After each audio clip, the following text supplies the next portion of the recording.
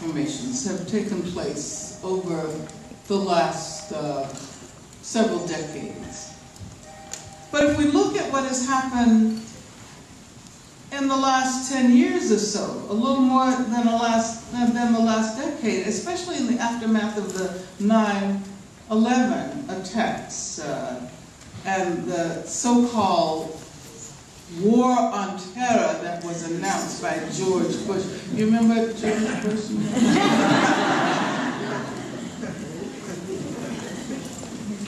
Well, some years later, in 2008, when we elected Barack Obama, we thought we were curtailing that so-called war on terror. Some of you are old enough to remember. Yes. But now we see remobilization. Yep. Against Iraq. Yep. Including Canadian soldiers. Yep. Yep. Well, Harper says they're only 29. Like I said, welcome. Now, I Harper want to talks move lies. from that, the backdrop of the so-called war on terror, to the racist violence that people are aware of, the racist violence in the U.S. Yes. that people are aware of all over the country. The case of Michael Brown, for example. Rest in power, brother. Another case in a long line of racist police killings.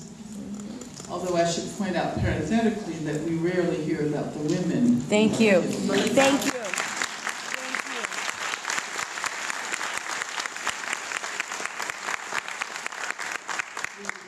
We rarely hear about attacks on trans people like C.C. McDonald. But the case of Michael Brown has been extremely important because it has directed attention to the militarization of the police. Under the Department of Defense Executive Property Program, and I need Bobby to say it right, Department of Defense Department of Defense Excess Property Program. Well, anyway, under this program, local police departments, including police departments on college and university campuses, have been armed with weapons and uniforms and technologies and strategies that are not only military in nature, but have been designed around mandates for anti-Muslim racism. Thank you.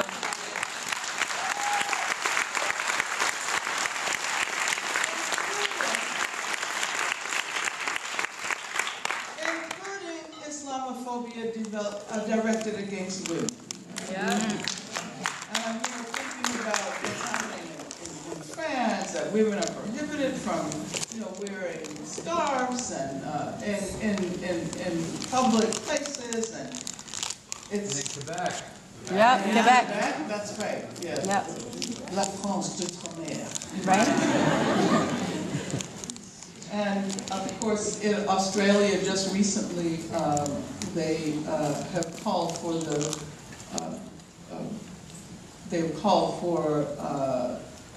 a measure to prevent women from wearing burqas in Parliament. Shame. Shame. The militarization of the police has been accomplished in part with the aid. I'm talking about the militarization of the police in the U.S. Okay? Has been accomplished in part with the aid of the Israeli government. Okay.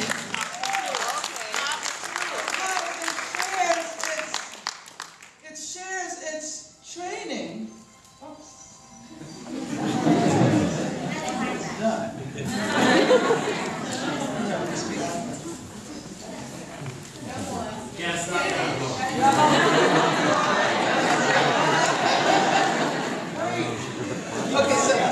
So let me talk about the connections between the militarization of the police in the U.S.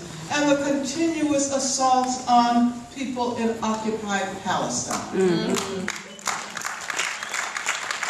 Now, let me go back and ask you if you remember. Some of you may have been around and active at the time Oscar Grant, Yes. the young man Yes. who was killed Yes. in Rest in power. the Fruitvale BART station Yes. in Oakland, California. Yes. There's that film. Yes. It's a really amazing film. Really good film. Do you know, shortly before that happened, there was a huge exercise with the Oakland police that involved Israeli soldiers. You know, the soldiers and the police are the same over there. But the connections between the militarization of the police in the U.S. and the continuous assaults on people in the West Bank, and especially Gaza, thinking about the military violence inflicted on the people of Gaza this past summer. This is a connection that we have to make. It's not accidental that the racist violence used by police forces, all over the U.S. And I would say, I don't know as much about Canada, but I would say that you can make the same kinds of arguments about what is happening here in this country.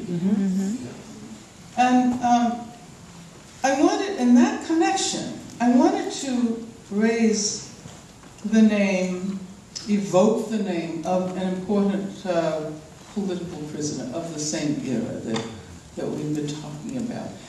And her name is Assata Shakur.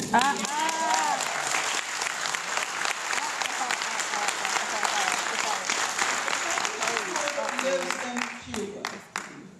And I mention her because she was recently designated one of the 10 most dangerous terrorists in the world. Right?